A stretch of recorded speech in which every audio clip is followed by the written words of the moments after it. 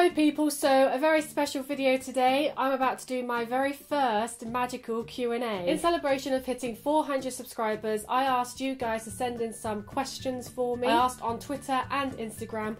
Most of these are from Instagram. My magical Instagram account, Kerry's Corner 1. If you're not following already, then please do. And also some of you asked multiple questions, which is awesome because it just bulked up the amount of questions I get to answer. So yes, this is going to be very exciting, but before I do, if you are new to my channel and you haven't already, then please don't forget to hit that subscribe button if you want to see more of my videos, and give this video a thumbs up if you enjoyed it. Okay, so the first question is from Eric A, and he asked, how did you first form your connection to your house? So if you didn't know and you couldn't tell, I'm a Hufflepuff. I think as soon as I saw other people sorting themselves into Hogwarts houses, that's the first time I kind of thought, which house would I be in? And obviously my first thought was Gryffindor, and I say obviously because of Harry Potter. The main characters in the Harry Potter universe are all Gryffindor, and so it's the house we all have most to do with. But when I really sat down and thought about it, I thought, well, I'm not really courageous, I'm not really book smart, so I wouldn't be a Ravenclaw, and I didn't see myself a Slytherin either. So I guess it was kind of a case of elimination that I settled on maybe I'm in Hufflepuff. But then once I got used to the idea of being in Hufflepuff, I started to see how much that actually suited me and how much I really liked and valued all the things that make up a Hufflepuff. Then I did the Pottermore sorting quiz, which instantly put me in Hufflepuff, and the fact that I was so pleased and even relieved that the Pottermore quiz has sorted me into Hufflepuff, that was probably the official moment when I established myself as a proud Hufflepuff. My next question is from another fellow Hufflepuff YouTuber called QuickSpellCo, and he asked, what part of the Harry Potter books didn't make it into the film that you wish did? There are a lot of things I wish were in the films that were missed out, and then there are things that were added into the films that weren't even in the books that really frustrated me, especially the scene where the burrows burnt down in Half-Blood Prince. But if there was one thing that was missed out of the films that I really, really wish was there more than anything else, in terms of the plot making sense, and this is especially in Deathly Hallows, I wish they didn't miss out Sirius giving Harry the mirror, the two-way mirror in Order of the Phoenix, because that mirror, as we know, plays a huge part in Deathly Hallows. And if you just watch the films and you've never read the books, you know, you just see this shard of mirror come out of nowhere, and they don't even explain how it's just a shard of mirror and not actually a whole mirror. That whole thing was just really quickly kind of put in the film as a plot convenience, as that's what it is, but there's no information as to where it came from and why it's broken. My next question is from Wayfellow, and he says, fave HP movie. So my favourite Harry Potter movie, well, it has to be Philosopher's Stone, because it's the one that started it all off. It's the one that's closer to the book than any of the other films. Yeah, the acting's a bit shoddy, the special effects are a bit shoddy because it was 2001, but it's where it all began. It's our introduction into this amazing magical universe. My next two questions are from fellow YouTuber, this girl called Holly, and she asked, first of all, which class do you think would be your favourite at Hogwarts? My favourite class at Hogwarts, I think, would definitely be Care of Magical Creatures. I love everything to do with magical creatures, and I would say this even before Fantastic Beasts came out. I loved reading the scenes where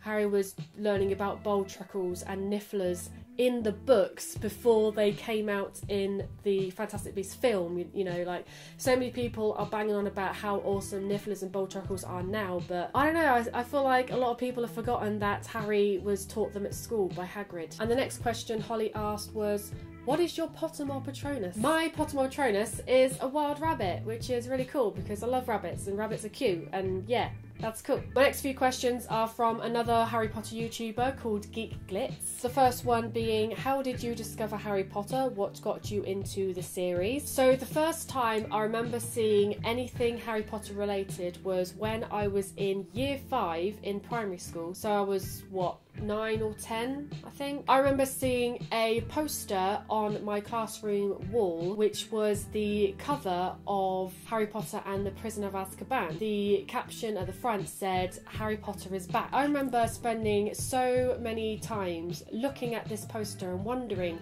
who the hell Harry Potter was, wondering what his story was, wondering what he was riding on. That's the first time I remember hearing about Harry Potter. I was given some of the Harry Potter books for Christmas. I think I was given the Philosopher's Stone and the Goblet of Fire, strangely enough. I don't think my family knew there was any kind of order, and my brother was given Chamber of Secrets and he doesn't even read. I remember trying to read Goblet of Fire, obviously not knowing that it was the fourth in the series, and I kind of lost my way a few chapters in because I had no idea what was going on. And then the first Harry Potter film was being advertised. I remember seeing trailers on the TV. I remember seeing that clip where Harry's jumping around when the letters are flying around him. I remember seeing that clip so many times and just being so interested. I never watched it in the cinema because going to the cinema was a lot harder back then than it was for me now. First time I watched Philosopher's Stone was when it actually came out on video. Yes, video, VCR. That's how old it is. I watched it around a friend's house who had bought the film, so it wasn't even my own copy of the video itself. And ever since I had seen Philosopher's Stone for the first time, my mind was blown. Instantly, all I could think about was this film, this magical universe. I was obsessed with it. I finally read the first book, and yeah, ever since then I was just so consumed in it, so obsessed with it. So yeah, right from the off, and I've been in love with it ever since. The next question Geek Glitz asked was, if you could bring one character from the HP universe back to life, who would it be and why? I think one of the most obvious answers, and the answer a lot of people or most people would go for, is Fred Weasley. And he was my first answer when I read this question because he died so young and he didn't have a chance to live a proper life. And yeah, I definitely would agree with a lot of people. He's definitely one who should be brought back. Almost every other character who died in the series, you have a valid reason as to why that person died, for plot reasons. Fred Weasley, absolutely no reason why he had to die. But also, there's another character I feel like did not have the chance to live a proper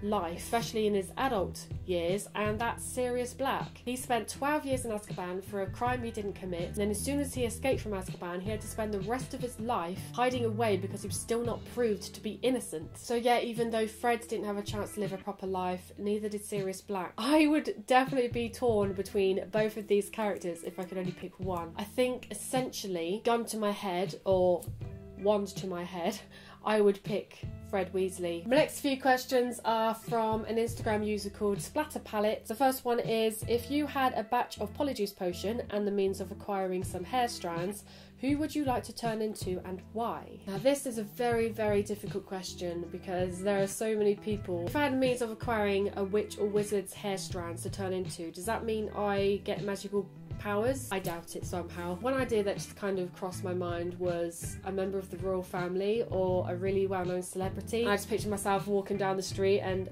people looking at me like, oh my god, you're that person. But I just think that'd be really fun. Just walking down the street as normal, you know, as if it's my own high street I've lived in my whole life, which if it's my own high street then it would be. Maybe a singer, then I'd have their voice. Yeah, who's a singer I like?